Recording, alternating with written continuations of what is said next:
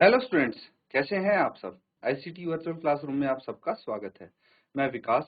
बच्चों, क्लास 6 का मैथ्स कर रहे हैं हम। चैप्टर है आपका होल नंबर्स यानी पूर्ण संख्याएं। कुछ क्वेश्चन यहाँ पे हम कर रहे थे, तो उन्हीं क्वेश्चंस को अब कंटिन्यू करने वाले हैं। तो देखिए, ये था क्वेश्चन। कुछ पार्ट इसके मैंने होमवर्क के लिए भी दिए थे आपको। उम्मीद है आपने जरूर कंप्लीट किया होगा। अब जो जो आपके आंसर हैं, आपको क्या करना है। देखिए, पार्ट एफ तक तो हमने यहाँ पे कर लिया है था। उसके बाद पार्ट जी, एच, आई, जे, के, एल, एम, ये जितने भी पार्ट हैं, इनका या तो आपका ट्रू आया होगा या फॉल्स आया होगा आंसर, है कि नहीं। तो पार्ट नंबर आप लिखेंगे, जैसे जी लिखा उसके सामने ट्रू लिख के चैट के माध्यम से आप भेज देंगे, ताकि मुझे पता लग जाए। अगर पार्ट जी का फॉल्स है तो फॉल्स लिख के आप भेज देंगे, ताकि मुझे पता लग जाए कि भाई आपका आंसर सही आया है या नहीं। ठीक है, तो फटाफट अपने आंसर देंगे।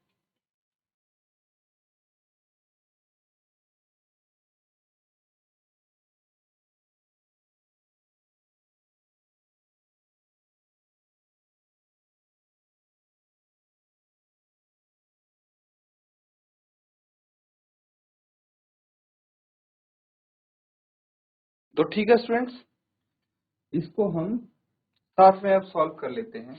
देखिए, समझने की जरूरत है। द प्रेडेसेसर, प्रेडेसेसर पता है आपको क्या होता है।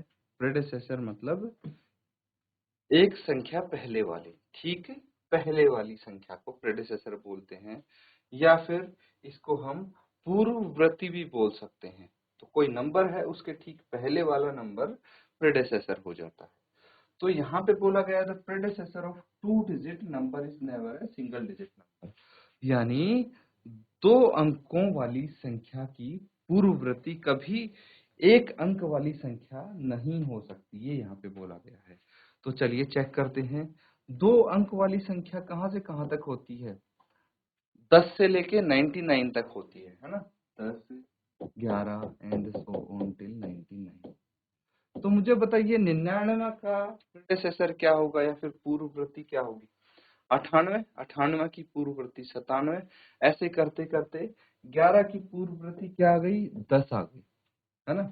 तो 11 दो डिजिट नंबर है, 10 भी दो डिजिट नंबर है, दो अंकों की संख्या, कोई दिक्कत नहीं है। लेकिन 10 की पूर्ववर्ती क्या होगी, 10 का प्रेडिसेसर क्या होगा। What is the predecessor of 10। तो इसका प्रेडिसेसर 9 आएगा। इसकी पूर्ववर्ती 9 आएगी। 9 सिंगल डिजिट नंबर है या डबल। तो ये सिंगल डिजिट नंबर है बच्चों, 9। लेकिन यहाँ तो बोला है कि कभी नहीं हो सकता सिंगल डिजिट नंबर, हो सकता है। ठीक है, तो स्टेटमेंट की बात ये है कि सिंगल डिजिट नंबर हो सकता है, डबल भी होता है, सिंगल डिजिट भी होता है। तो यहाँ पे ये जो लिखा है never a single digit number, इसकी वजह से ये स्टेटमेंट हो जाती है फॉल्स या फिर असत्य। ठीक है, इस तरह से लिख सकते हैं बच्चों आप। अब देखिए, एच पार्ट में क्या बोला गया है, 1 is the smallest whole number. सबसे छोटी पूर्ण संख्या कौन सी होगी, होल नंबर पूर्ण संख्या। तो पूर्ण संख्याएं जो होती हैं कहाँ से शुरू होती हैं, शून्य से। यहाँ पे तो 1 लिखा हुआ है, दैट मीन्स ये भी हो जाएगा false. The natural number 1 has no predecessor. ये बहुत अच्छा क्वेश्चन है कि नेचुरल नंबर यानी पूर्ण संख्या, पूर्ण संख्या नहीं, प्राकृत संख्या। नेचुरल नंबर यानी प्राकृत संख्या। प्राकृत संख्या एक का कोई प्रेडिसेसर नहीं होता। तो सबसे पहले हमें देखना पड़ेगा कि नेचुरल नंबर शुरू कहाँ से होते हैं। भाई 1 से शुरू होते हैं नेचुरल नंबर, क्योंकि अगर 0 आ जाएगी तो वो होल नंबर बन जाएंगे। तो सबसे छोटा नेचुरल नंबर 1 है। इसका मतलब 1 से छोटा तो कोई हो ही नहीं सकता। अगर 1 में से 1 माइनस कर दिया तो 0 आ जाएगा, वो नेचुरल नंबर है नहीं। इसलिए हम बोल सकते हैं कि 1 का कोई भी प्रेडिसेसर नहीं होता। That is why it is true, ये सत्य है। ठीक है, उसके बाद देखिए, the whole number 1 has no predecessor. अब बोला गया है होल नंबर 1 का कोई प्रेडिसेसर नहीं होता। इसका होता है, ये फॉल्स हो जाएगा। क्यों, क्योंकि एक अगर होल नंबर है तो इसका प्रेडिसेसर 0 हो जाएगा, और एक अगर नेचुरल नंबर है तो इसका प्रेडिसेसर कुछ नहीं होगा। The whole number 13 lies between 11 and 12। 11 और 12 के बीच में क्या आता है? कोई होल नंबर आता है?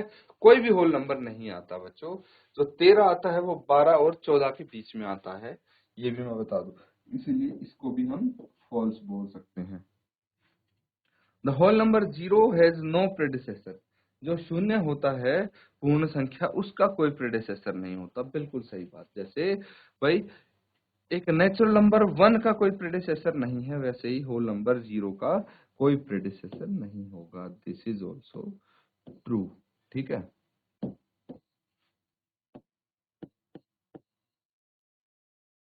अब लास्ट पार्ट देखेंगे, the successor of 2 digit number is always a 2 digit number. तो ये कुछ कुछ मिलता जुलता है इससे, पार्ट जी वाले क्वेश्चन से। तो यहाँ पे बोला गया है 2 अंकों की कोई संख्या है, उसका सक्सेसर मतलब ठीक आगे वाली संख्या। कभी भी भाई हमेशा 2 अंकों की संख्या ही रहेगी। जैसे 10 का सक्सेसर 11, 11 का सक्सेसर 12, सब 2 अंकों की संख्या मान लिया। लेकिन अगर ये बोल रहे हैं ऑलवेज, तो ये चीज गलत हो जाएगी। क्यों? क्योंकि हमेशा ऐसा नहीं होता। 99 का सक्सेसर 100 होता है, जो कि 3 अंकों की संख्या है। इसीलिए इसको हम फॉल्स बोल सकते हैं। ठीक है, ये असत्य हो जाएगा। नोट डाउन कर लीजिए बच्चों, ये क्वेश्चन हमारा कंप्लीट हो जाता है।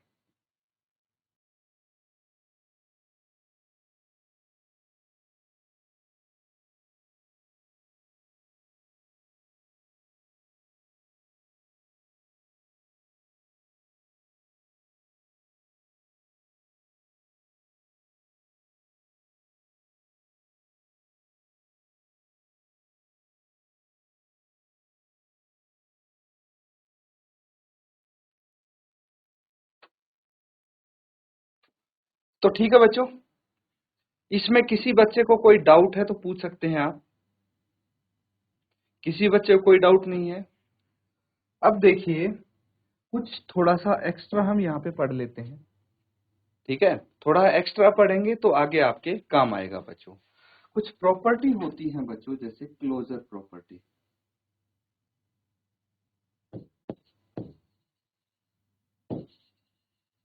तो संख्याओं की कुछ प्रॉपर्टी, कुछ गुण हम यहाँ पे पढ़ लेते हैं।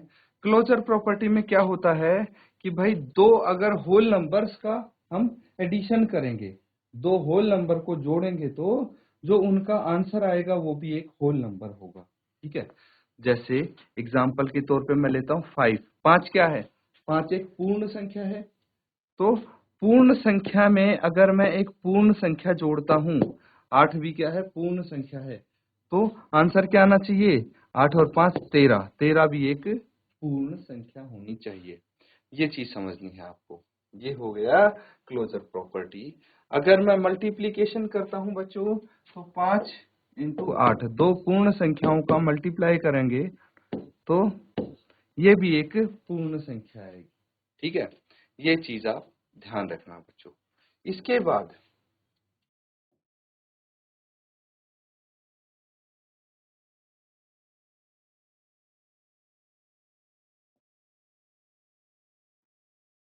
एक प्रॉपर्टी आती है कम्यूटेटिव प्रॉपर्टी।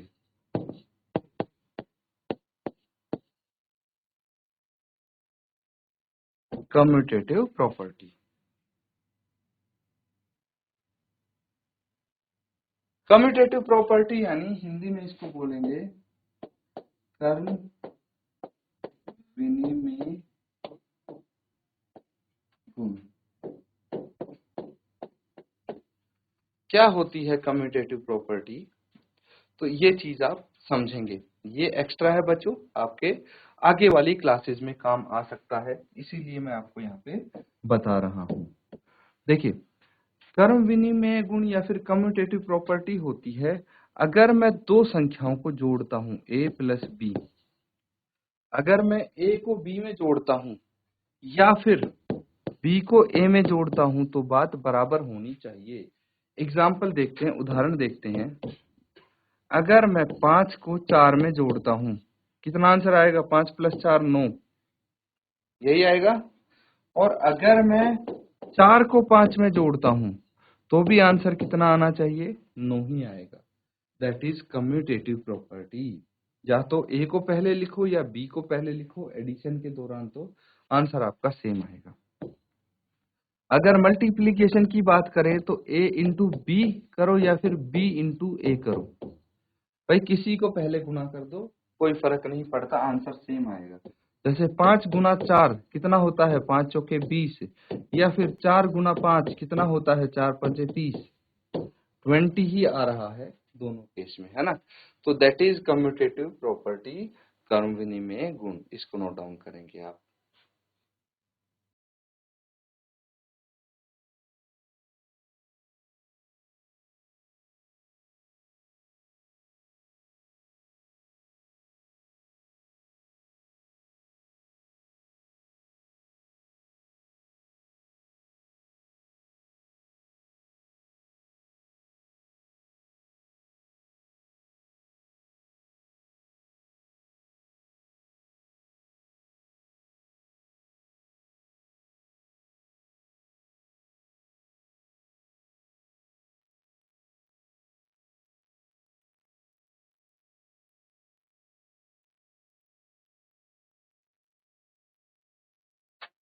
तो बच्चों यहां तक क्लियर है चीजें, कोई डाउट तो नहीं है। अब देखिए एक प्रॉपर्टी और मैं यहीं पे बता देता हूं आपको, ये है एसोसिएटिव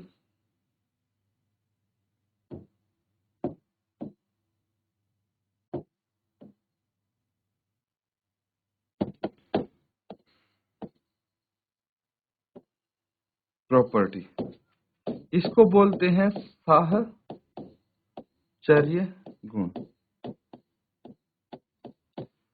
अब इसमें क्या होता है, डिफरेंस देखिए बच्चों, क्योंकि कम्यूटेटिव और एसोसिएटिव प्रॉपर्टी में कई बार बच्चे कंफ्यूज हो जाते हैं। जो साहचर्य गुण होता है उसमें हम बोलते हैं ए प्लस बी प्लस सी, तीन संख्याएं हैं, ठीक है। तो इनको एडिशन करना है, इनका योग करना है। तो या तो मैं ए और बी को पहले जोड़ूं या फिर बी और सी को पहले जोड़ूं, मतलब या तो ए और बी को जोड़ के उसमें सी को जोड़ दूं या फिर बी और सी को जोड़ के उसके आंसर में ए को जोड़ूं, तो बात एक ही होनी चाहिए। एग्जाम्पल 2 प्लस 3 प्लस 5, या फिर अब जोड़ के देखिए, 2 प्लस 3 कितना होता है, 5, प्लस 5 कितना हो गया, 10, है कि नहीं, 10 हो गया। यहाँ पे देखिए इसको हम पहले जोड़ देते हैं, 2 प्लस 5, 3 प्लस 5 कितना हो गया, 8, और 8 और 2 10, दोनों ही केस में हमारे पास 10 आ रहा है ना। दोनों ही केस में आंसर आपके पास 10 आ रहा है।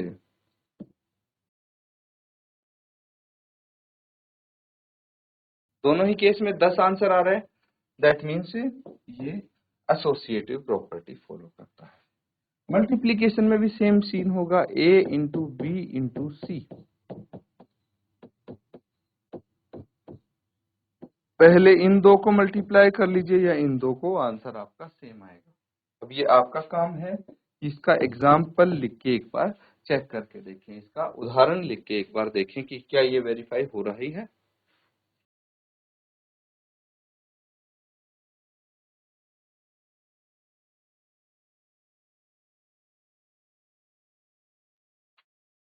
देखिए बच्चों, अब एक क्वेश्चन है, वो लिखेंगे आप,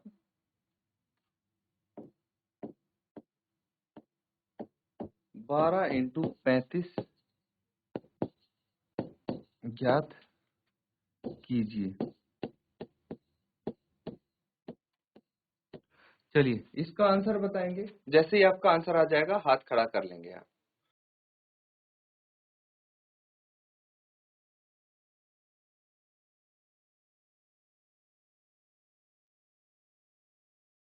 तो किसका आंसर आया है, कौन बताएगा इसका answer, GIC Kot Kandara, GIC Kot Kandara से किसी का आंसर आया है, या जीआईसी बीना खाल,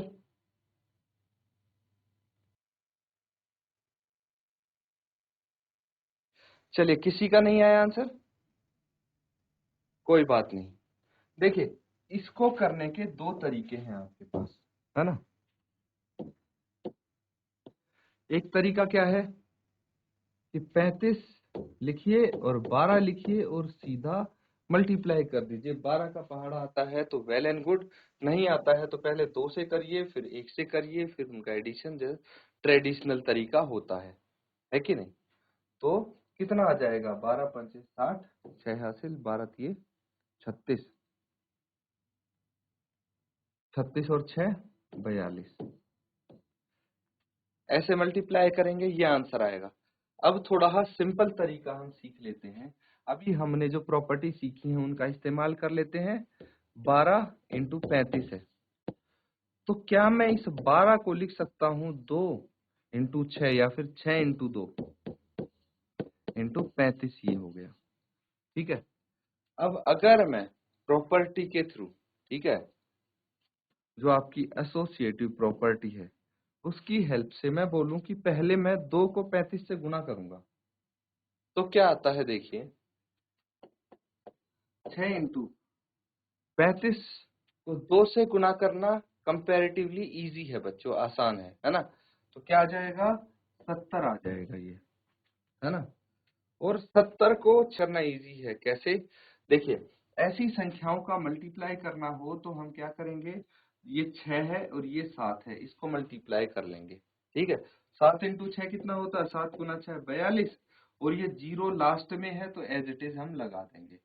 ये उसी केस में होगा जब 0 बिल्कुल राइट में होंगी इनके, ये चीज ध्यान रखना बच्चों। ठीक है, तो इस तरह से आप इसको सॉल्व कर सकते हैं, नोट डाउन कर लीजिए।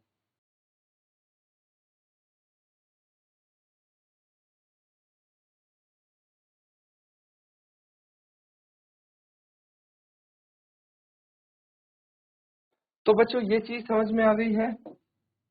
अब एक प्रॉपर्टी और है आपके पास, वो देख लीजिए।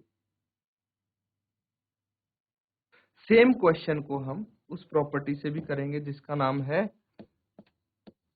Distributive property. इसको बोलते हैं वितरण गुण।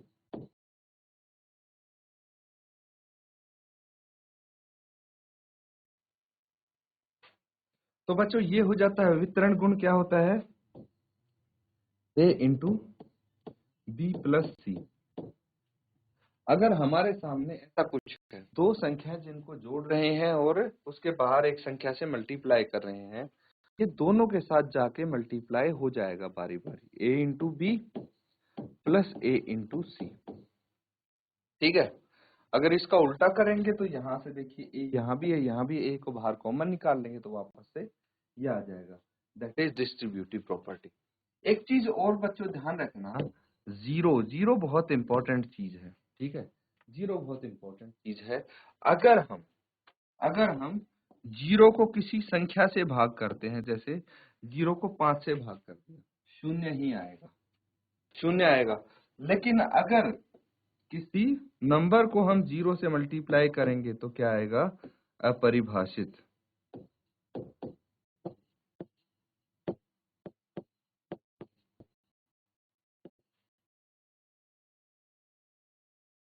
कि किसी नंबर को हम अगर जीरो से भाग करते हैं तो नॉट डिफाइंड होता है, जबकि जीरो को किसी नंबर से भाग करते तो जीरो ही आएगा आंसर।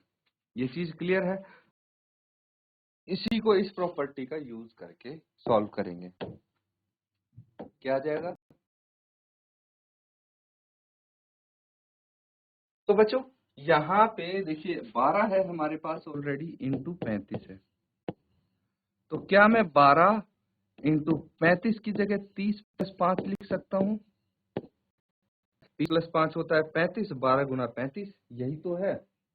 लेकिन यहाँ पे 12 को आप 30 से मल्टीप्लाई कीजिए, प्लस 12 को आप 5 से मल्टीप्लाई कीजिए। अब 12 का टेबल आता है आपको, तो 12 को 3 से कर देंगे हम मल्टीप्लाई, 12 तिया 36 और जीरो एज इट इज लग जाएगी।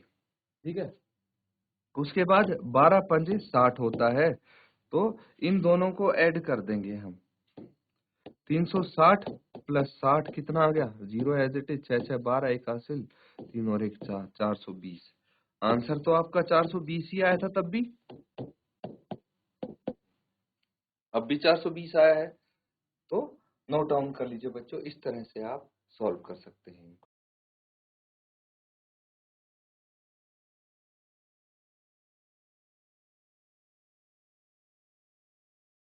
तो बच्चों इस चैप्टर में हमने क्या सीखा है, जो होल नंबर्स है, होल नंबर क्या होते हैं, नेचुरल नंबर क्या होते हैं, प्रेडेसेसर, सक्सेसर, ये सब चीजें सीखे हैं। आपके एग्जाम पॉइंट ऑफ व्यू से वो इम्पोर्टेंट है, लेकिन आज अभी जो हमने ये प्रॉपर्टीज की हैं, ये आपका थोड़ा एक्स्ट्रा हमने सीखा है, और ये आपकी आगे वाली क्लासेस में भी काफी काम आएंगे, तो इनको रिवाइज जरूर करें घर जाके। इसी के साथ आज का सेशन हम यहाँ पे एंड करेंगे। Thank you and have a nice day.